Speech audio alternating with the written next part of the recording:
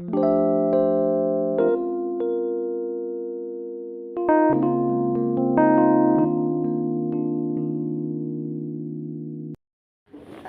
वालेकुम।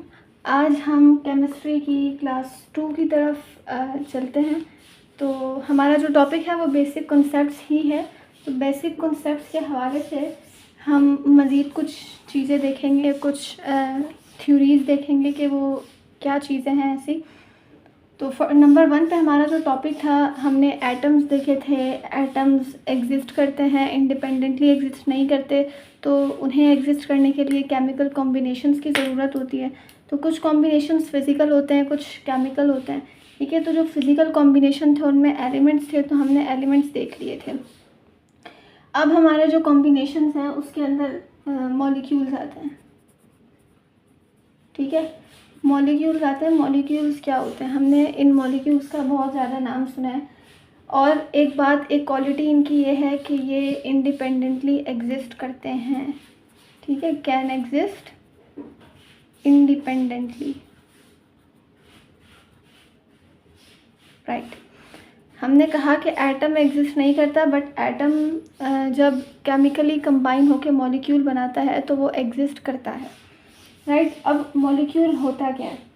मॉलिक्यूल का सबसे पहले अगर हम देखें, द केमिकल कॉम्बिनेशन होता है। ठीक है, केमिकल कॉम्बिनेशन। अब किसका केमिकल कॉम्बिनेशन होता है? Non metallic compounds. ठीक है, नॉन मेटेलिक कंपाउंड्स का ये कॉम्बिनेशन होता है। और हमें पता ये है कि नॉन मेटेलिक कंपाउंड्स कौन कौन से होते हैं, ऐसे जो कि मेटल्स ना हो, और मेटल्स और नॉन मेटल्स और सेमी मेटल्स यानी कि मेटालॉइड्स जो हैं वो हमारे पीरियोडिक टेबल के अंदर मौजूद हैं। और हमें पता भी है कि नॉन मेटल्स कौन से कंपाउंड्स होते हैं। ठीक है, नॉन मेटल्स के अंदर कार्बन, हाइड्रोजन, फॉस्फोरस, सल्फ़र, ये सारी चीज़ें आती हैं। ठीक है, अब नॉन मेटल कंपाउंड्स जो है वो या तो 2 होने चाहिए या फिर मोर देन 2 होने चाहिए।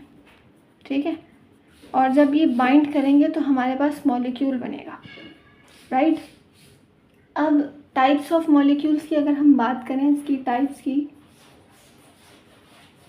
ठीक है, तो इसके टाइप्स के अंदर हमारे पास 2 चीज़ आती हैं। सबसे पहले हमारे पास जो बेसिकली हम बायो के अंदर भी पढ़ते हैं, एक होते हैं माइक्रो मॉलिक्यूल्स। ठीक है,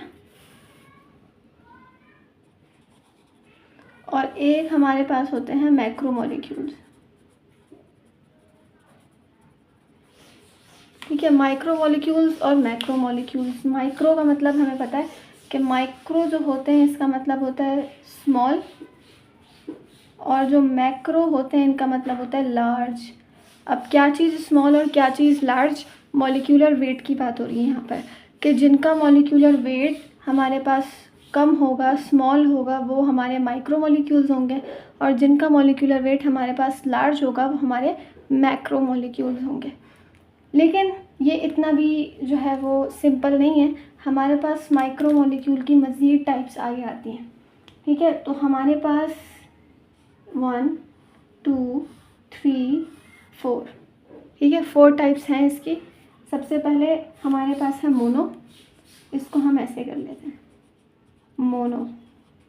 ठीक है, मोनो के बाद आता है डाई, डाई के बाद आता है ट्राई, ट्राई के बाद आता है पोली। ठीक है, ये केमिस्ट्री के अंदर, बायो के अंदर, तकरीबन पूरी साइंस के अंदर ये यूज़ किए जाते हैं वर्ड्स। तो जो मोनो है इसका मतलब होता है 1, जो डाई है इसका मतलब होता है 2, जो ट्राई है इसका मतलब है 3, और जो पोली है उसका मतलब है मोर देन 3। ठीक है, मोर देन 3। अब वो कुछ भी हो, 4 हो, 5 हो, 6 हो, 8 हो, XYZ कुछ भी हो, वो हमारे पास माइक्रो मॉलिक्यूल्स में आते हैं। अब मोनो का मतलब क्या होगा? मोनो का मतलब हमारे पास होता है कि जिसके अंदर ओनली 1 एटम हो। ठीक है, या उसकी एटॉमिसिटी जो है ना वो 1 हो। एटॉमिसिटी का मतलब है कि उसके अंदर जो नंबर ऑफ़ एटम्स हो ना वो 1 हो। अब हमारे पास इसकी जो एग्जांपल है वो सारी नोबल गैसेज हमारे पास, यानी कि जो हमारा लास्ट ग्रुप होता है जिसके अंदर हीलियम आता है, नियोन आता है, आर्गोन आता है, वो सारी चीज़ें हमारी मोनो एटॉमिक मॉलिक्यूल्स के अंदर शामिल होंगी। अब जब हम बात करते हैं डाई की, तो डाई का मतलब है 2, तो 2 का मतलब इसकी एटॉमिसिटी कितनी होनी चाहिए, 2 होनी चाहिए। अब हमारे पास ऐसे बहुत सारे कंपाउंड्स आते हैं जिनकी एटॉमिसिटी 2 होती है। फॉर एग्जांपल हमारा हाइड्रोजन, ऑक्सीजन, हमारा आयोडीन, फ्लोरीन और क्लोरीन और ब्रोमीन और नाइट्रोजन, ये सारी चीज़ें जिनके आखिर में इस तरह छोटा छोटा सा हम 2 लिखते हैं, इसका मतलब है इनकी एटॉमिसिटी 2 है।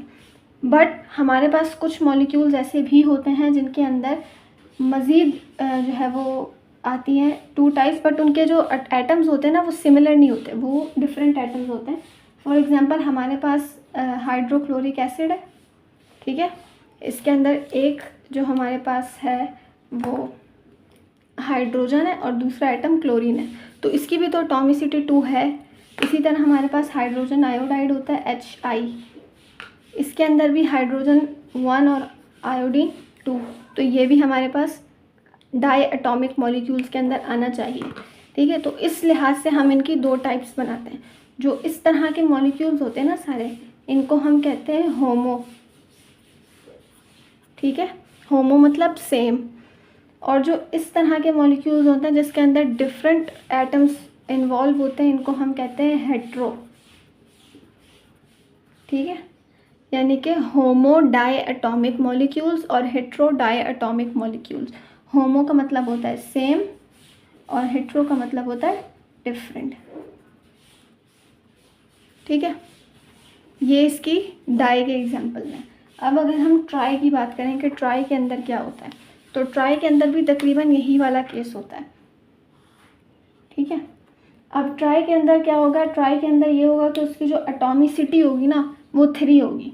इसके अंदर हमारी सबसे वेल नोन O3 यानी कि ओजोन लेयर वो आती है, ट्राई एटॉमिक मॉलिक्यूल है O3 भी। इसके अलावा हमारे वेल नोन कंपाउंड यानी कि वाटर H2O, ठीक है, एक और वेल नोन कंपाउंड CO2, इसके अंदर ऑक्सीजन 3, इसके अंदर हाइड्रोजन 2 और ऑक्सीजन 1 ये भी 3, इसके अंदर कार्बन 1 ऑक्सीजन 2 ये भी 3। और इसकी भी हम क्लासिफिकेशन इसी लिहाज से करते हैं कि जो इस तरह के मॉलिक्यूल्स हैं जिसके अंदर नंबर ऑफ़ एटम्स सेम होते हैं, उनको हम कहते हैं होमो ट्राई एटॉमिक मॉलिक्यूल्स।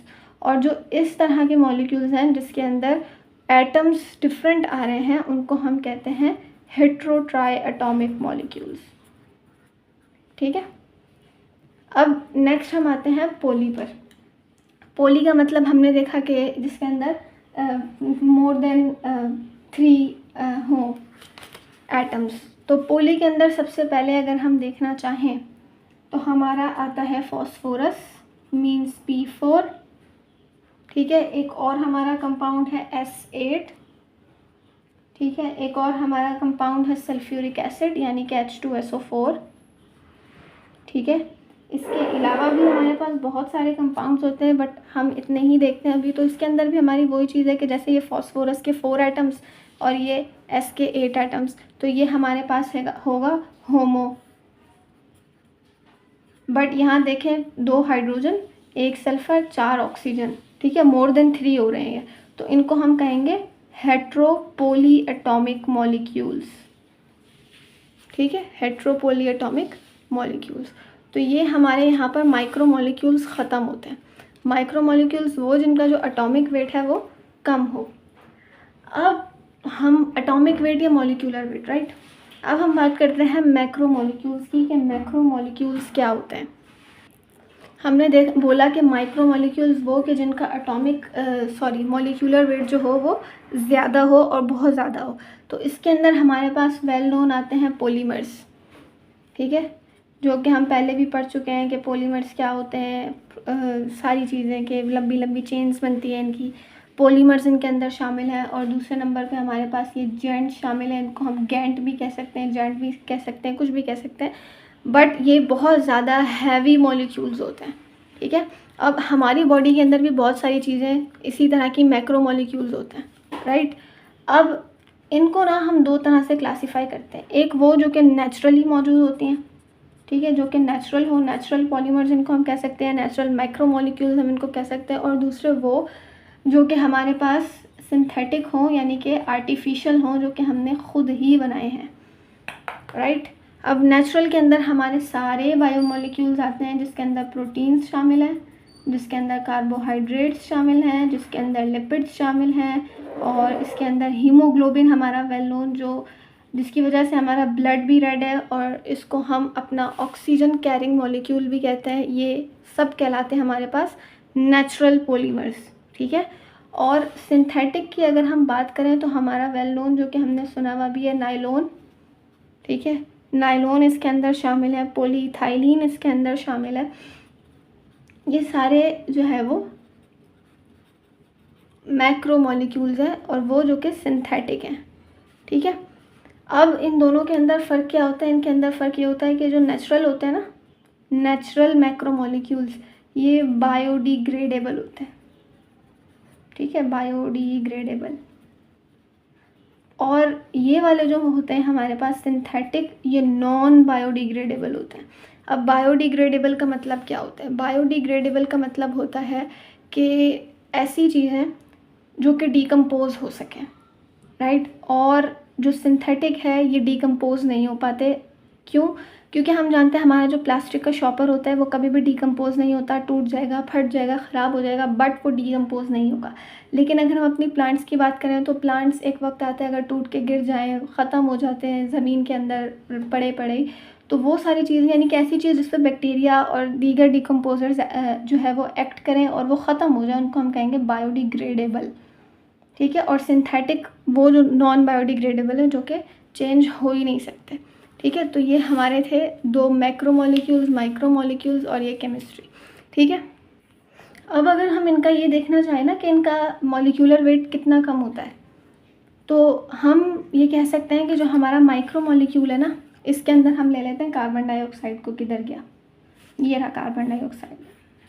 इस कार्बन डाइऑक्साइड को लेते हैं और इसका अगर हम निकालें मॉलिक्यूलर वेट, तो वो हमारे पास आता है 44 AMU, ठीक है, 44 AMU, राइट। लेकिन अगर हम मैक्रोमोलिक्यूल्स के अंदर से किसी को लें, फॉर एग्जांपल हम ले लेते हैं इस हीमोग्लोबिन को, ठीक है। इस हीमोग्लोबिन का जो एटॉमिक वेट है वो हमारे पास होता है 6800 AMU, यानी कि एटॉमिक मास यूनिट 68 AMU। तो हम यहाँ देख सकते हैं कि 44 और 6800, ठीक है, बहुत ज़्यादा फ़र्क होता है,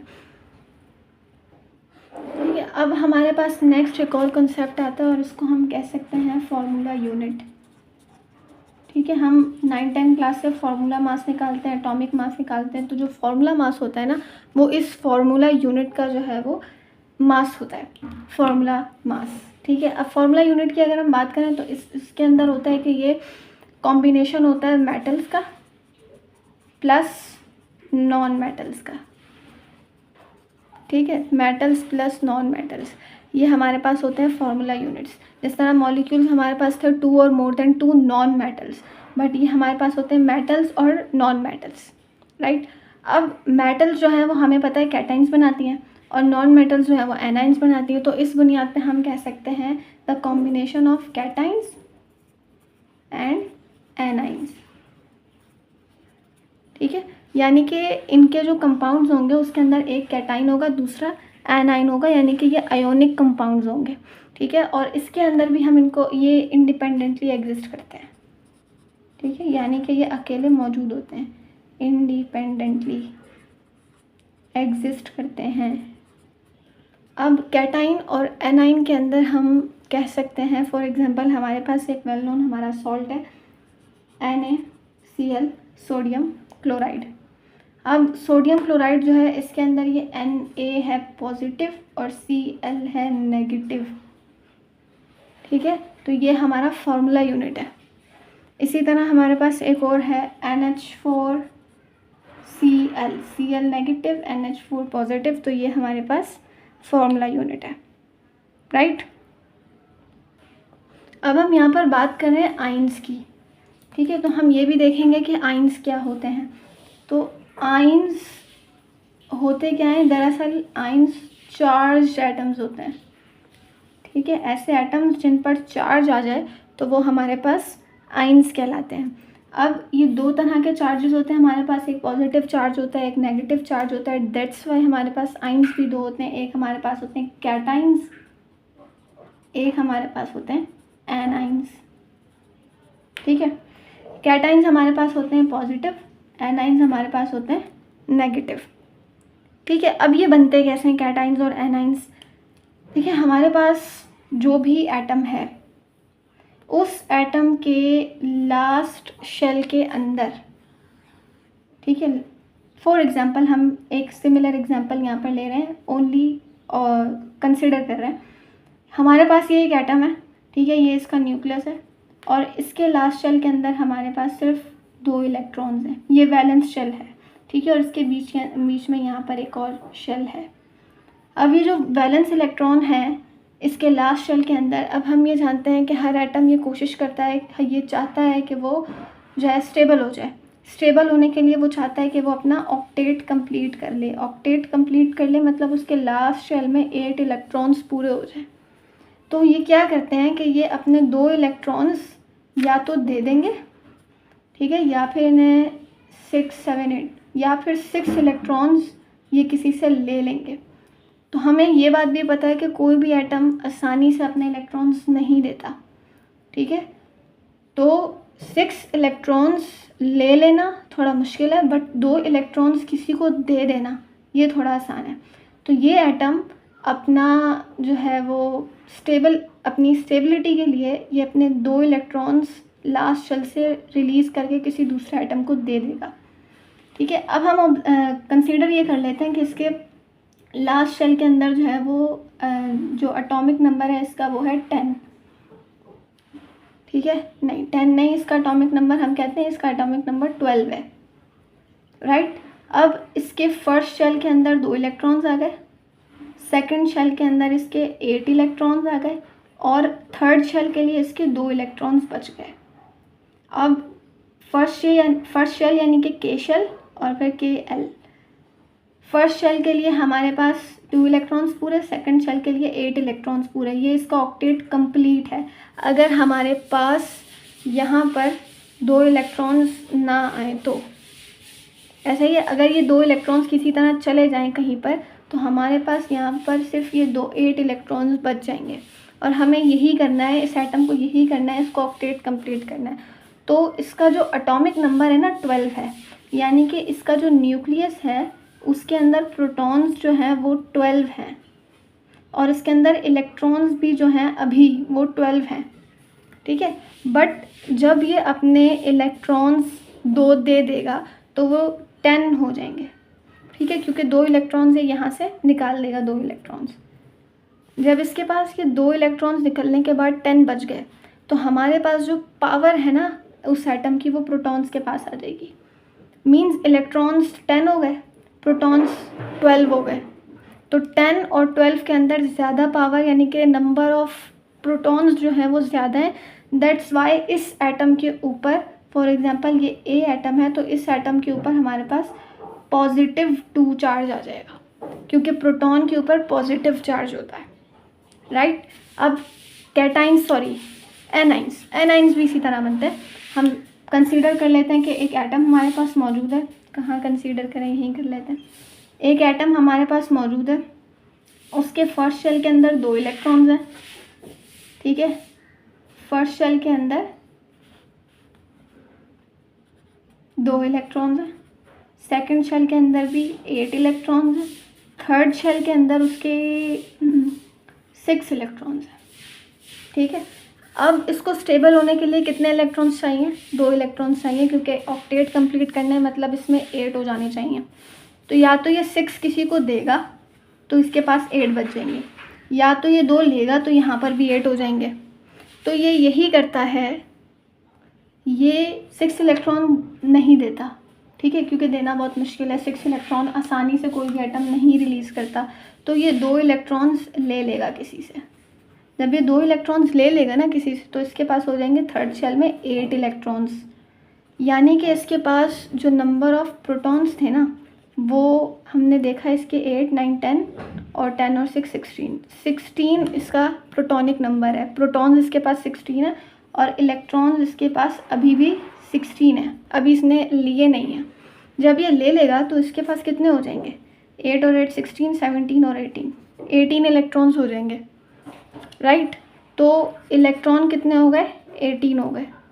अब प्रोटॉन जो है वो 16 है, इलेक्ट्रॉन्स जो हैं वो 18 है, तो ज़्यादा नंबर इलेक्ट्रॉन्स के पास है, तो इलेक्ट्रॉन्स के ऊपर होता है नेगेटिव चार्ज, दैट्स वाई इस एटम के ऊपर आ जाएगा नेगेटिव चार्ज, -2, क्योंकि 2 इलेक्ट्रॉन्स लिए हैं उसने, ठीक है। तो इस तरह हमारे पास बनते हैं कैटाइंस और एनाइंस। अब ये जो थी बिल्कुल जो है वो बच्चों वाली बात। अब कैटाइंस और एनाइंस की अगर हम थोड़े अपर लेवल पे आके बात करें तो कैटाइंस होते हैं गेन ऑफ इलेक्ट्रॉन, नहीं, लॉस ऑफ इलेक्ट्रॉन। कैटाइंस हमारे पास होते हैं लॉस ऑफ इलेक्ट्रॉन्स, क्योंकि हमने देखा कि यहाँ पर इसने ये 2 इलेक्ट्रॉन्स दे दिए थे किसी को, ठीक है। तो हम यहाँ कह सकते हैं कि लॉस ऑफ इलेक्ट्रॉन कैटाइंस बनाते हैं। और एनाइन के अंदर क्या होता है, गेन ऑफ इलेक्ट्रॉन, ठीक है, क्योंकि इसने 2 इलेक्ट्रॉन्स जो हैं वो यहाँ से लिए थे। तो एनाइन के अंदर गेन ऑफ इलेक्ट्रॉन और कैटाइन के अंदर लॉस ऑफ इलेक्ट्रॉन। अब लॉस ऑफ इलेक्ट्रॉन हम सब जानते हैं कि ऑक्सीडेशन होती है, तो हम ये भी कह सकते हैं कि कैटाइंस जो हैं वो ऑक्सीडेशन के नतीजे में बनते हैं, और एनाइंस जो है वो gain of electron, gain of electron का मतलब है रिडक्शन, ठीक है। तो हम ये भी कह सकते हैं कि एनाइंस के अंदर रिडक्शन हो रही होती है, ठीक है। अब जो कैटाइंस होते हैं ना, कैटाइंस ये बनाते हैं मेटल्स बनाती हैं कैटाइंस, ठीक है। जितनी भी मेटल्स हैं हमारे पास वो कैटाइंस बनाती हैं, और हम जानते हैं कि हमारे पास एक पीरियोडिक टेबल के अंदर तकरीबन 75% जो है वो मेटल्स मौजूद हैं। तो जब मेटल्स ज़्यादा हैं तो हमारे पास कैटाइंस भी ज़्यादा होंगे, तो हम ये कह सकते हैं कि जो कैटाइंस होते हैं वो मोस्ट अबंडेंट होते हैं, ठीक है।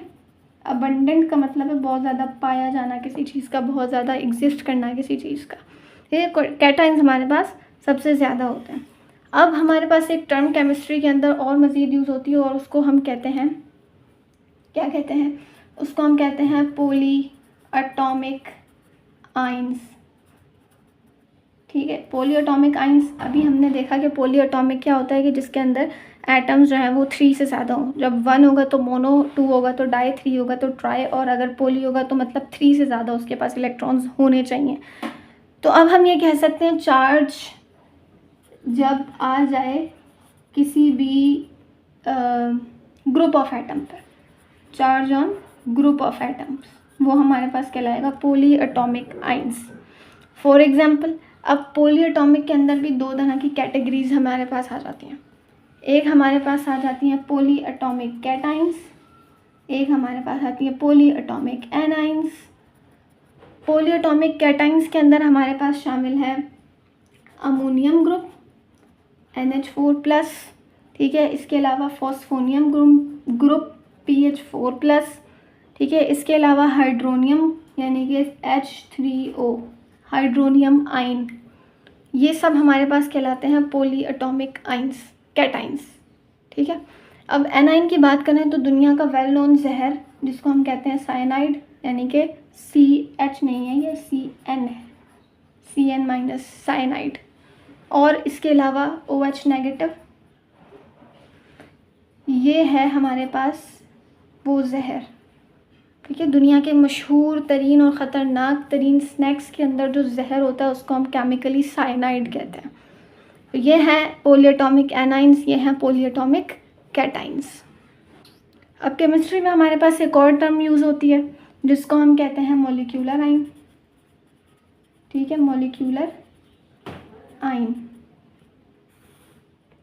अब ये मॉलिक्यूलर आइंस क्या होते हैं, जब हमने कहा पॉली एटॉमिक आइंस का मतलब है कि जब पॉली एटम्स के ऊपर या ग्रुप ऑफ एटम्स के ऊपर चार्ज आ जाए, तो हम ये कह सकते हैं कि जब मॉलिक्यूल्स पर चार्ज आ जाए तो हम उनको कहते हैं मॉलिक्यूलर आइन, ठीक है। लेकिन मॉलिक्यूलर आइन की एक क्वालिटी ये है कि ये हमेशा कैटाइंस होते हैं, मॉलिक्यूलर आइंस कभी भी एनाइंस नहीं होते, ठीक है, हमेशा ये कैटाइंस होते हैं। और इसके अलावा ये सिंथेटिक होते हैं, यानी कि ख़ुद बनाए जाते हैं, ये दुनिया में नेचुरली नहीं पाए जाते, राइट। अब हमारे पास एक फ़र्क यहाँ पर यह आता है, या एक डिफ़िकल्टी हमारे पास ये आती है कि हमें कहा जाता है कि बताइए कि दिया गया जो भी हमारे पास एटम है या जो भी मॉलिक्यूल है वो पोली एटॉमिक है या फिर मॉलिक्यूलर आइन है। ठीक है, मॉलिक्यूलर। अब हमें कोई दे दिया जाए एटम और आइन, और हमसे कहा जाए कि बताइए कि ये पोली एटॉमिक आइन है या मॉलिक्यूलर आइन है। फॉर एग्जांपल हमारे पास दे दिया जाए O2 और हमसे कहा जाए कि बताइए, तो O2 के ऊपर हमारे पास राइट, तो हमने करना ये है उस वक्त कि हमने इसके चार्ज को हाइड कर देना है जो कि ऊपर है। ठीक है, इसको किसी फिंगर की मदद से या कुछ भी करके इसको हाइड करें और इसको इग्नोर करने के बाद देखें कि ये जो एटम हमारे पास बचता है ये एग्जिस्ट करता है कि नहीं करता। अगर तो ये एग्जिस्ट करता है तो मतलब कि ये मॉलिक्यूलर आइन है, और अगर ये एग्जिस्ट नहीं करता तो फिर ये पोली एटॉमिक आइन है। फॉर एग्जांपल पोली एटॉमिक की, अब ऑक्सीजन O2 हमारे पास पीरियोडिक टेबल के अंदर ऑक्सीजन मौजूद है, ये एग्जिस्ट करती है तो ये मॉलिक्यूल है।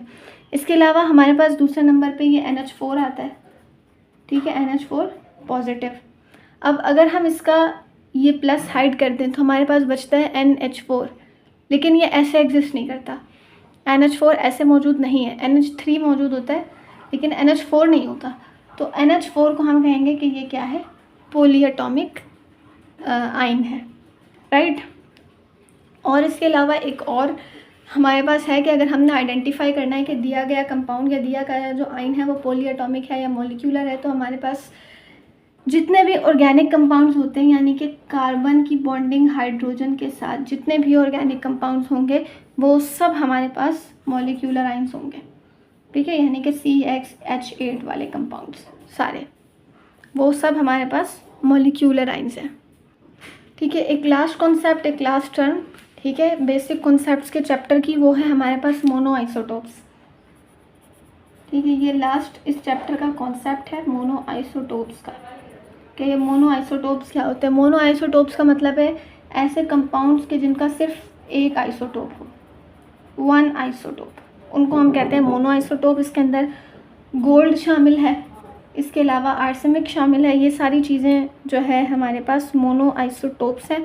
और मोनो आइसोटोप ज़्यादा नहीं होते, सिर्फ आई थिंक सो कि 11 या 12 या 14 इस तरह करके इनकी नंबर होता है कि ये मोनो आइसोटोप्स एग्जिस्ट करते हैं। तो ये थी आज की क्लास, जिसके अंदर मॉलिक्यूल्स देखे, टाइप्स ऑफ मॉलिक्यूल्स देखे, इसके अलावा फार्मूला यूनिट देखा, इसके अलावा आइंस देखे और पोली एटॉमिक आइंस देखे, मॉलिक्यूलर आइंस देखे, और इसके अलावा मोनो आइसोटोप्स देखे। तो इंशाल्लाह ताला नेक्स्ट क्लास के अंदर जो है वो हम एक नए टॉपिक के साथ आएंगे, जिसके अंदर हम हमारा थोड़ा बहुत न्यूमेरिकल बेस जो है वो काम करेंगे। तो यहाँ पर हम अपनी क्लास को एंड करें।